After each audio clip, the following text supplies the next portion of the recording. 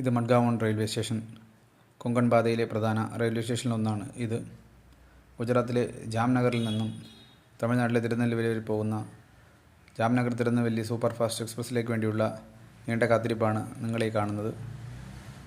ഇത് ഗോവയിൽ നിന്നുള്ള ടൂറിസ്റ്റുകളാണ് ഈ വെയിറ്റ് ചെയ്യുന്നത്.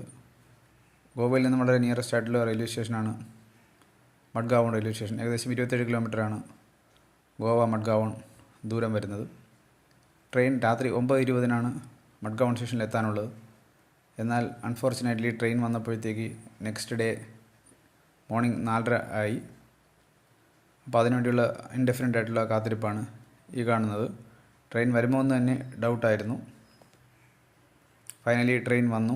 ആ മൺസൂൺ ടൈമുകളിൽ കൊങ്കൺ പാതയിൽ ഇത് സർവ്വസാധാരണം തന്നെയാണ്.